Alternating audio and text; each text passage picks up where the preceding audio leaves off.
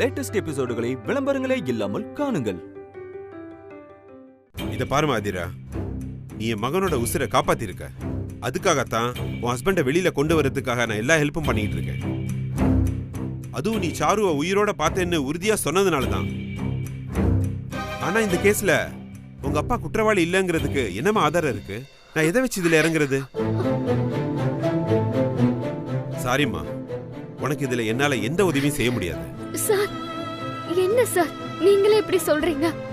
நான் உங்களை நம்பிதான் சார் வந்தேன். எங்க அம்மா சாவுக்கு எங்க அப்பா காரணம் இல்ல சார், இது சத்தியம் சார். கோர்ட்ல உங்க அப்பாவுக்கு எதிராக நீயே சாட்சி சொல்லிருக்கியே, அப்புறம் எப்படிமா? உன் ஹஸ்பண்ட் கேஸ கூட என் ஏரியாக்குள்ள இருந்ததுனால தான் நான் ஆக்ஷன் எடுத்தேன். ஆனா இது சென்னைன்னு வேற சொல்ற. அங்க நான் இன்டர்ஃபியர் ஆறது சரியா வராதுமா, தப்பா எடுத்துக்காத.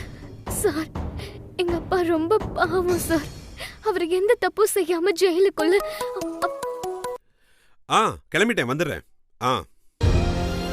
மா, எனக்கு சிஎம் விசிட் இருக்கு, நான் கிளம்பணும். Sir please sir, please sir, எங்க அப்பா ரொம்ப பாவம் சார், ப்ளீஸ் சார். சாரிமா, நான் உனக்கு ஹெல்ப் பண்ண முடியாது.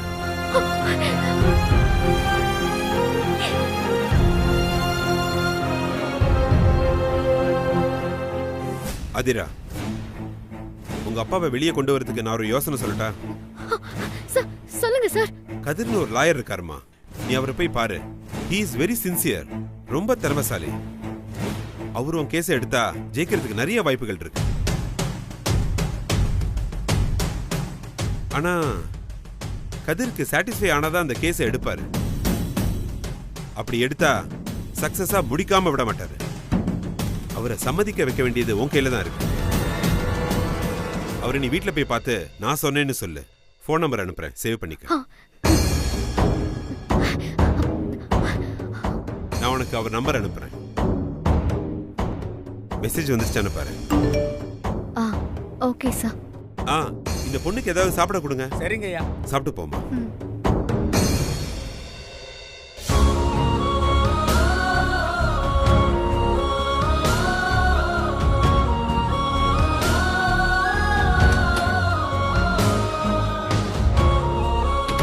ஆதிரா,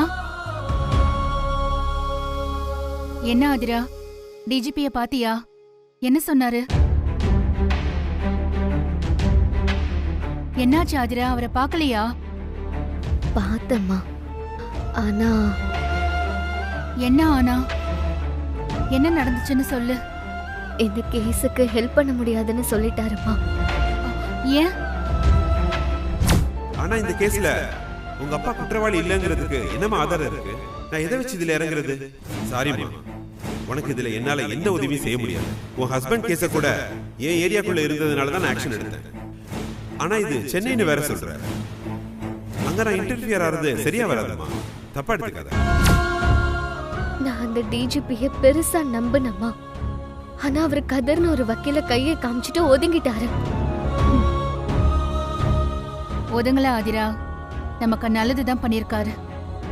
எதுமா நல்லது? அவரு சொல்லலன்னா நாம ஒரு வக்கீல் வைக்க தானே போறோம். அதுக்கு அவரை எதுக்குமா? அது நாமளே செஞ்சிருக்க மாட்டோமா? எல்லா வக்கீலும் கேஸ ஜெயிச்சிட முடியுமா? அவர் ஏன் கதிர்னு ஒரு வக்கீல குறிப்பிட்டு சொல்லணும்?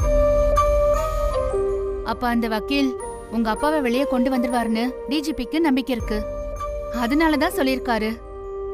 அப்படியாமா? ஆமா ஆதிரா, டிஜிபி நிச்சயமா உனக்கு உதவிதான் செஞ்சிருக்காரு. நீங்க சொல்றது கரெக்ட் தாமா. அம்மா கனவுல சொல்ற மாதிரி தானே எல்லாமே நடந்துட்டு இருக்கு. அப்ப இதுவும் அதே மாதிரி நடந்துருமாமா? அப்ப அந்த வக்கீல் கதிரை போய் பார்க்கலாமா? டிஜிபி அந்த வக்கீல பத்தி நிறைய சொன்னாரு. நல்ல வக்கீலாம், பிடிச்சிருந்தா மட்டும்தான் கேஸ் எடுப்பாராம்.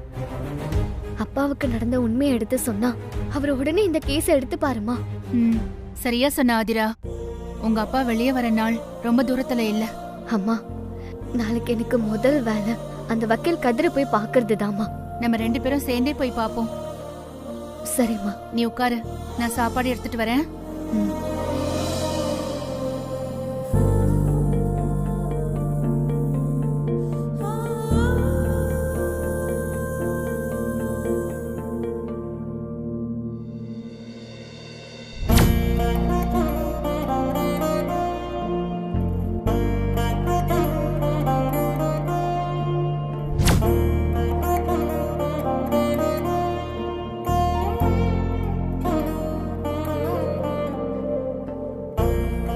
இந்த ஆதிரா. ஆதிரா, என்ன நான் உள்ள போயிட்டு வரதுக்குள்ள முகம்லாம் வாடி போயிடுச்சு? குழந்தை ஞாபகம் வந்துருச்சுமா. பாவம் மகிழினி, நான் இல்லாம எப்படி இருக்காலும் அவளை பார்க்கணும் போல இருக்குமா. வந்த வேலை இன்னும் கொஞ்சம் கூட நடக்கல. இந்த சமயத்துல நம்ம எப்படி அங்க போறது? நம்ம நினைச்ச நேரத்துல வெளியே ஓட வேண்டி இருக்கிறதால குழந்தைய இங்க வச்செல்லாம் பாத்துக்க முடியாது ஆதிரா. கொஞ்சம் பொறுமையா இரு, வேலையெல்லாம் முடியட்டும், அதுக்கப்புறம் யோசிப்போம்.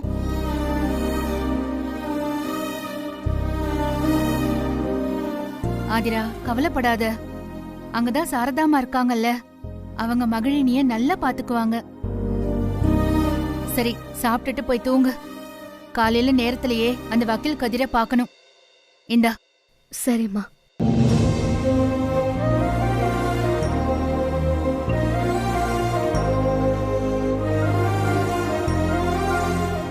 கடவுளே, ஆதிரா கிட்ட இருந்து பெத்த அப்பன, கட்டின புருஷன், குழந்தைன்னு எல்லாரையும் பிரிச்சு வைக்கிறியே, எப்பதான் அவளை சந்தோஷமா வச்சுக்குவ?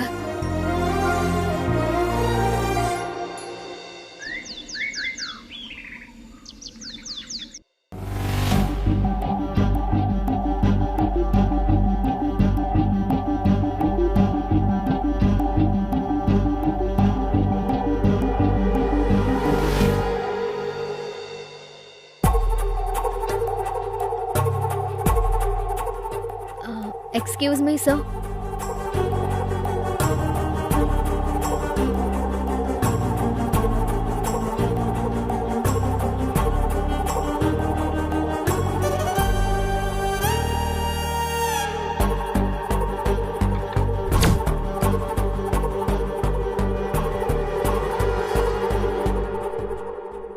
நீங்க? சார், டிஜிபி துரைமாணிக்கம் சார் அனுப்புனாங்க. ஓ, ஆதிரா? ஆமா சார், நான் தான். உட்காருங்க. வாங்கம்மா.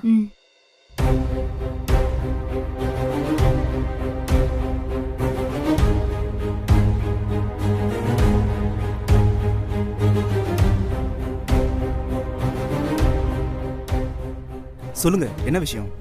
சார், எங்க அம்மாவை கொலை பண்ணதா சொல்லி எங்க அப்பாவுக்கு தண்டனை கிடைச்சு ஜெயில இருக்காரு சார். ஆனா எங்க அப்பா எந்த தப்பும் செய்யல சார். அவரு ரொம்ப நல்லவர் சார். நீங்க தான் இந்த கேஸை ரீஓபன் பண்ணி அவரை வெளியில கொண்டு வரணும். சரி, கேஸ் டீடைல்ஸ், ஜட்ஜ்மென்ட் காப்பி இருக்கா? இருக்கு சார்.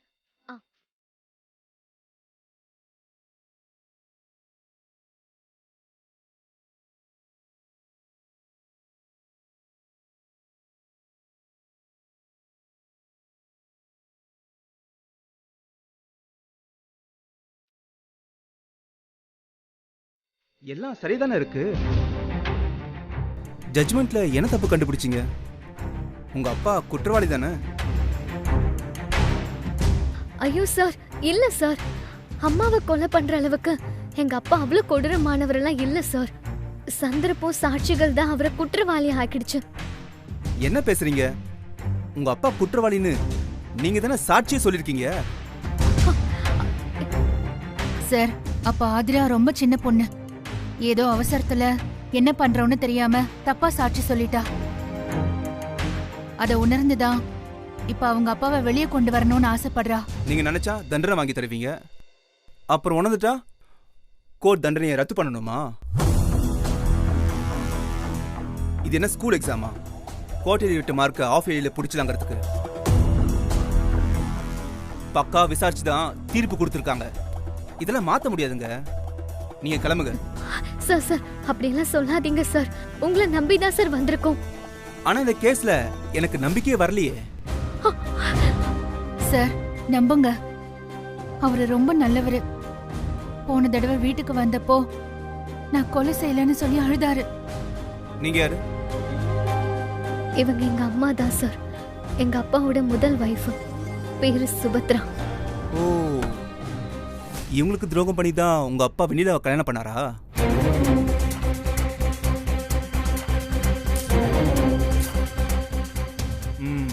உங்க அப்பா நல்லவரா இருக்க வாய்ப்பே இல்லையே.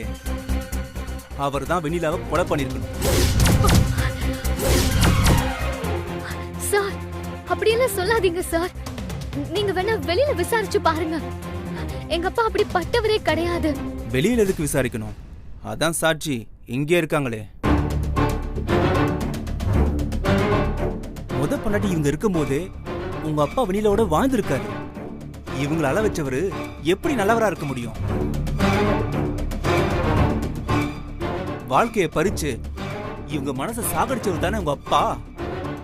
அவர் ஏன் வெண்ணிலாவை கொண்டு இருக்க கூடாது? சார், அவர் என்ன அழ வச்சது உண்மைதான். ஆனா அதுக்காக அவர் கொலையெல்லாம் பண்ண மாட்டாரு. எதை வச்சு அப்படி சொல்றீங்க? கட்டின பொண்டாட்டிக்கு துரோகம் பண்றவன் நல்லவனா இருக்கவே மாட்டான். உங்க அப்பா தான் கொலை பண்ணாருன்னு உங்களுக்கும் தெரியும்.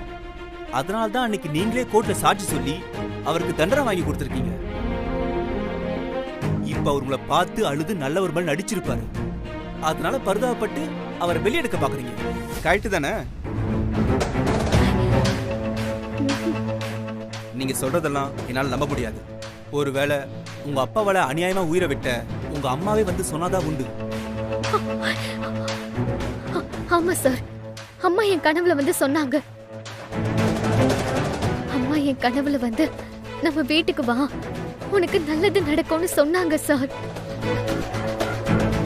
அவங்க சொன்னதுனாலதான் அப்பா கேஸ ரீஓபன் பண்ற ஐடியாவே எனக்கு வந்துச்சு. Good joke. அப்படியே கோர்ட்ல வந்து என் புருஷனை கொல்லலன்னு சொல்ல சொல்லுங்க. உங்க அப்பா ஈஸியா வெளியே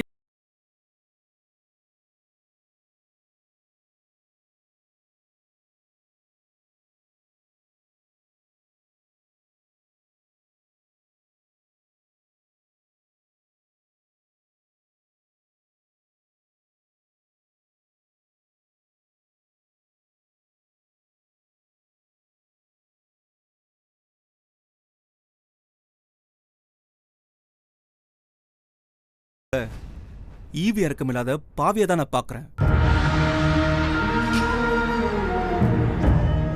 அதே மாதிரி தான் உங்க அப்பாவையும் பாக்குறேன்.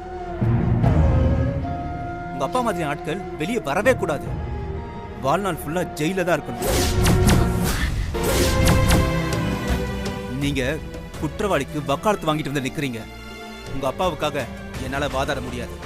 சார் ப்ளீஸ் சார், நாங்க சொல்றத கொஞ்சம் கேளுங்க சார். No no no. அந்த ஆள் ஜெயில இருக்கிறதா நல்லது.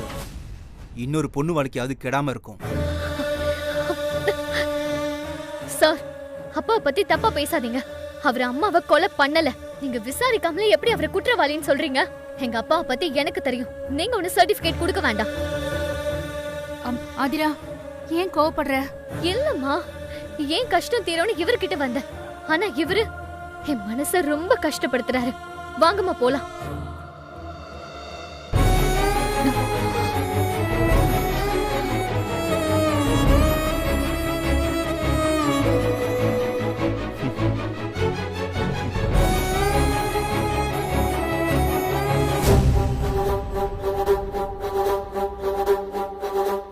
என்ன சொல்ற அகிலா? ஆதிரா அவ அப்பனை வெளியில கொண்டு வர ட்ரை பண்றாளா? அதுக்குதான் கதிருங்கிற ஒரு வக்கீல போய் பாத்துருக்கா. என்ன குழப்பற அகிலா? திருமாறனை ரிலீஸ் பண்றதானே அவளோட டார்கெட்டா இருந்துச்சு. இப்ப என்ன திடீர்னு மதிய அழகன் மேல பாசம் வந்திருக்கு? ஆமா, என்ன தேடுறதை விட்டுட்டு அவ எதுக்காக சென்னைக்கு போகணும்? அகிலா, ஆதிரா ஏதாவது பிளான் பண்றாளா? அது எனக்கு தெரியல. ஆனா இப்ப அந்த மதிய அழகன் நிரபராதி நிரூபிக்க நாயா அலைஞ்சுக்கிட்டு இருக்கேன்.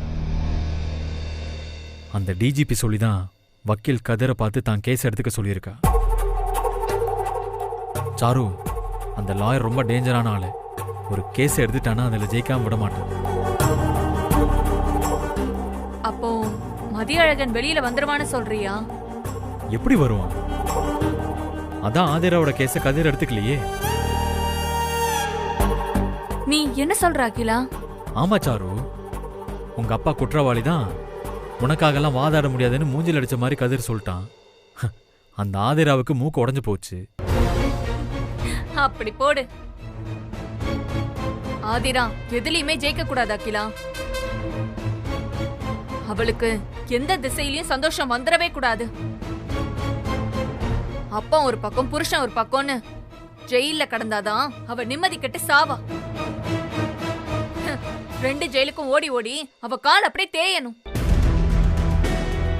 ஐயோ, தன்னோட வாழ்க்கை இப்படி ஆயிடுச்சேன்னு தினம் தினம் அவ குலுங்கி குலுங்கி அழணும். அத பார்த்து நான் அப்படியே ரசிக்கணும் அகிலா. ஆனா அப்படி அடங்குற ஆளா அவ? இந்த வக்கீல் இல்லைன்னா இன்னொரு வக்கீல பார்க்க தான் போறான். அதுல அவங்க அப்பனை வெளியே கொண்டு வந்துட்டா என்ன பண்றது? அகிலா, அவளை விடவே கூடாது. நம்ம இது வரைக்கும் அவளை கண்டு ஓடி ஒளிஞ்சதெல்லாம் போதும். இனி இறங்கி அடிக்கணும் அகிலா. அவளை தேடி போய் நம்ம அட்டாக் பண்ணணும்.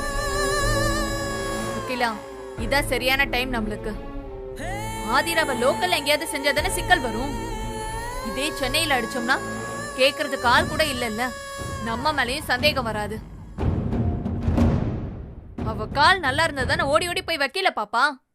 அவ கையும் காலையும் உடைச்சிட்டா, உடைச்சிரு. கவலைப்படாத சாரு, அவளை நான் பாத்துக்கிறேன். அடிக்கிற அடியில அந்த ஆதிரா வீட்டை விட்டு வெளியே வரவே மாட்டான். காலம் முழுக்க படுத்த படுக்கையா தான் கிடக்கணும். அவ ஒழிஞ்சாதானே நாம சுதந்திரமா இருக்க முடியும். அதுக்காகவாது அவளை காலி பண்றேன்.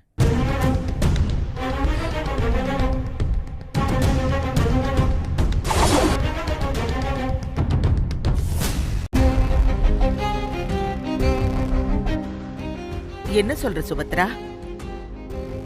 வக்கீல் கேஸ் எடுக்க மாட்டேன்னு சொல்லிட்டாரா? ஆமாம்மா. ஏம்மா, என்னாச்சு? வேற வக்கீல பாக்கலாம்ல? பார்க்கணும். ஆனா ஆதிரா தான் மனசு உடைஞ்சு போயிட்டா. எதுக்குமா? டிஜிபி சொன்னாருன்னு சொல்லி அந்த வக்கீல ரொம்ப நம்பினா. ஆனா அவர் ஆதிராவோட அப்பாவுக்கு தண்டனை கிடைச்சது கரெக்டுங்கிற மாதிரி பேசிட்டாரு. அதை தாமா அவளால தாங்கிக்கவே முடியல. கேஸ்ல ஜெயிப்போமா இல்லையாங்கிறதுக்கு முன்னாடி கேஸ ஆரம்பிக்கவே முடியலையேன்னு சொல்லி ரொம்ப வருத்தப்படுறா. திருமாரணியும் மதியழகனையும் வெளியே கொண்டு வரதுக்கு ஆதிரா தன் உசுர கொடுத்து போராடுறா. ஆனா அதுக்கு எத்தனை தடை வருது பாத்தியா? இப்ப என்னதான் பண்றது? அத ஆதிரா தம்மா முடிவு பண்ணணும். அடிக்கடி அவளுக்கு குழந்தை ஞாபகம் வர வருது. பாவமா. குழந்தைய நான் பாத்துக்கிறேன். அவளை தைரியமா இருக்க சொல்லு. சரிங்கம்மா. ஆதிரா மனசை விட்டுறாம நீதான் அவளை கவனிச்சுக்கணும். எத்தனை நாள் ஆனாலும் சரி, மதியழகன் வெளியில வந்தே தீரணும். அது வரைக்கும் அவ கூடவே இருந்து பாத்துக்கோமா? சரிங்கம்மா. சரிம்மா, நான் வச்சிடுறேன்.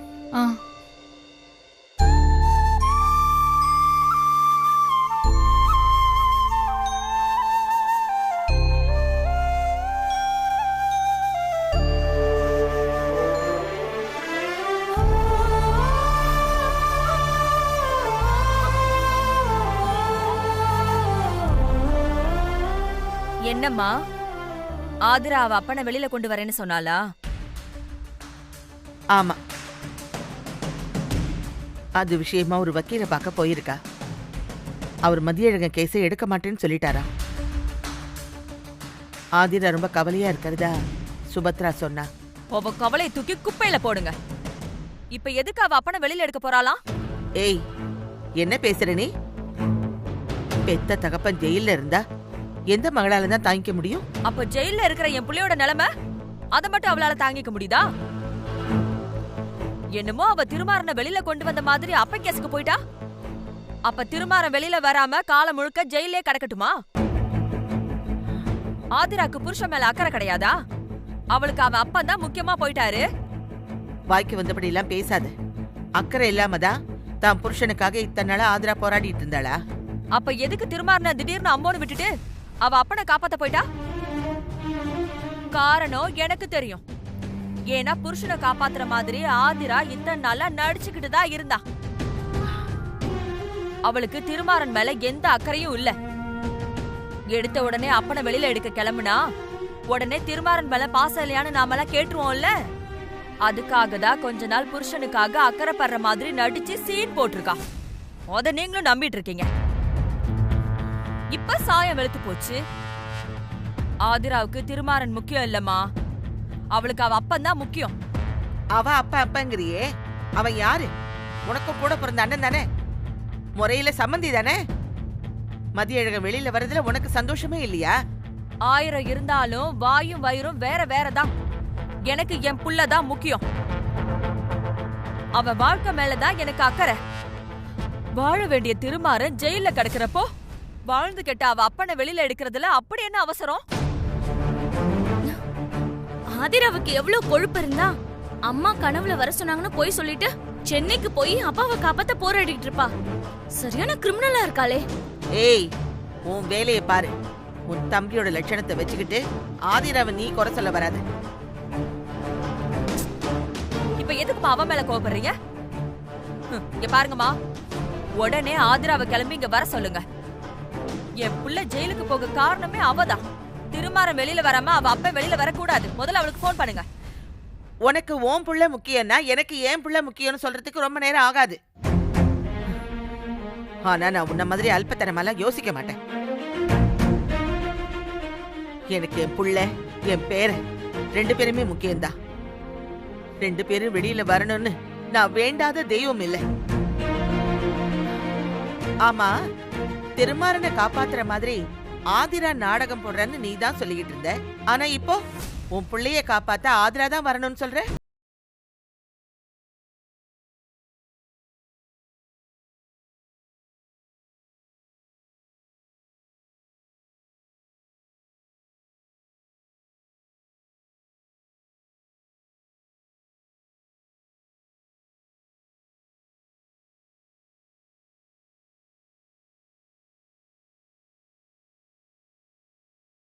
அப்புறம் நான் மனுஷியாவே இருக்க மாட்டேன்.